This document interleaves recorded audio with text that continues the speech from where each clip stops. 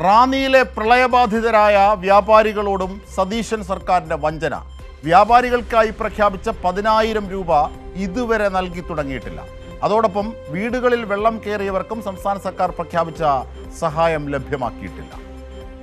പ്രളയബാധിതർക്കൊപ്പം സർക്കാർ ഉണ്ടാകുമെന്നായിരുന്നു മുഖ്യമന്ത്രി വി.ഡി. സതീശന്റെ പ്രഖ്യാപനം. എന്നാൽ 2 ആഴ്ച പിന്നിട്ടിട്ടും പ്രഖ്യാപിച്ച ധനസഹായം വ്യാപാരികൾക്ക് ലഭിച്ചിട്ടില്ല. റാന്നി എം.എൽ.എ. പഴകുളം മധുവും കൈവിട്ടു. ഇന്നലെ എം.എൽ.എ. അടുത്ത് വന്ന് എം.എൽ.എ. പറഞ്ഞത് 9% ലോൺ കിട്ടുമെന്ന് പറഞ്ഞ്. ലോൺ കിട്ടണമെങ്കിൽ എം.എൽ.എയുടെ ആവശ്യം എനിക്കില്ലല്ലോ. എനിക്കിവിടുന്ന് പിരിവെടുത്താൽ പോരെ. കാരണം ഞാൻ പോയാലും ബാങ്കിൽ നിന്ന് ലോൺ കിട്ടും. റാന്നിയിലെ 300-ലധികം കടകളിലാണ് വെള്ളം കയറിയത്. ആർക്കും ഒരു നയാ പൈസയും സർക്കാരിന്റെ ഭാഗത്തുനിന്ന് ഇതുവരെയും നൽകിയിട്ടില്ല. സർക്കാർ പ്രഖ്യാപിച്ച പൈസ ഇതുവരെ കിട്ടിയിട്ടില്ല. കാരണം ഇപ്പം 17 ദിവസം കഴിഞ്ഞു.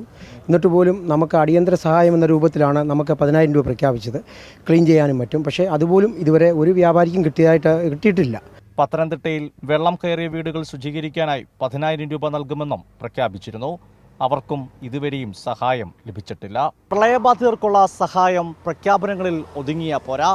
സംസ്ഥാന സർക്കാർ ദുരിതബാധിതർക്ക് നൽകാൻ മനസ്സ് കാട്ടണം. ക്യാമറമാൻ അഖിലേഷ് കുടുംബത്തോടൊപ്പം സുജിറ്റി ബാബു, കൈരളി ന്യൂസ്, പത്തനംതിട്ട.